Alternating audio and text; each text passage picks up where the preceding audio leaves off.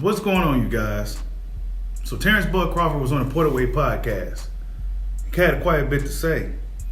And I think at this point, Errol Spence Jr. has to respond to something.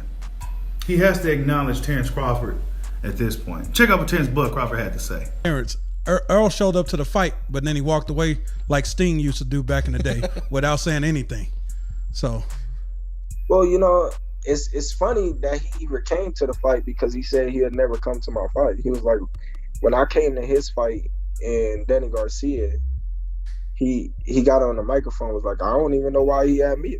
I don't even know why he here. I wouldn't be at none of his fights. So I just, looked at him like, damn, that's kind of crazy that you was at two of my fights, earlier in my career before I was even champion. You was a fan. You wasn't even pro.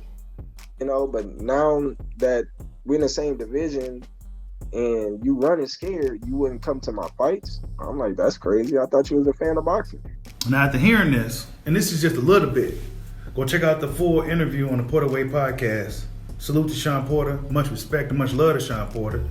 I believe that Sean Porter should be in the Hall of Fame. I don't know what for, but I do believe that he set a standard in the modern day era and social media age of boxing.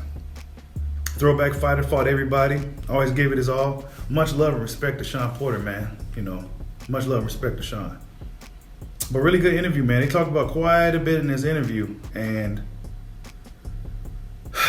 talked about what's next for Bud. What three guys, if he had it his way, who will he fight next? He said Ugas, Thurman, and Spence. No particular order or anything like that. He's just those three guys that he want next. They also spoke about Boots Ennis. He gave Boots Ennis high praise, his props. Said Boots Ennis got next, pretty much. Really good interview with Terrence. Sean Porter, just as humble as can be. Sean Porter's friend, I forgot the guy's name, but he asked some really good questions. They talked about Bob Arum, the pay-per-view. Terrence Crawford said the same thing I said to you guys on the live. Even before he came on the Porterway and said it, I've said it, that the older people don't like to do all this clicking. They don't know what to do. It's not just there for them to click and buy. It's a lot of you have to do to buy that pay-per-view. And I believe, and many others believe, that pay-per-view was sabotaged. It shouldn't have been on ESPN Plus. It was a bad move by Bob Arum. Really bad move. But moving forward, Terrence Crawford is no longer with Top Rank. So we should expect some better things, better fights, and things is really heating up, man. I think we're starting to reach the end of this story with the welterweights, this current era of welterweights with Terrence Crawford, Thurman, Spence.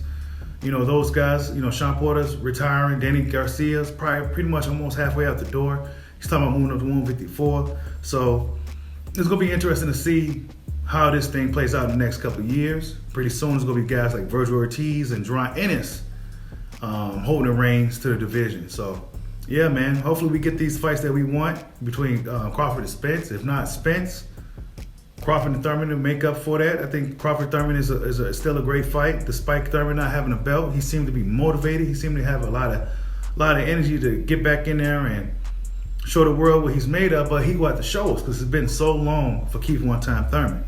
But, yeah, man. Terrence Crawford said dude was running scared. He said Errol Spence Jr. was a fan. At this point, what you go do about it? Like, subscribe, holla at your boy. Peace out.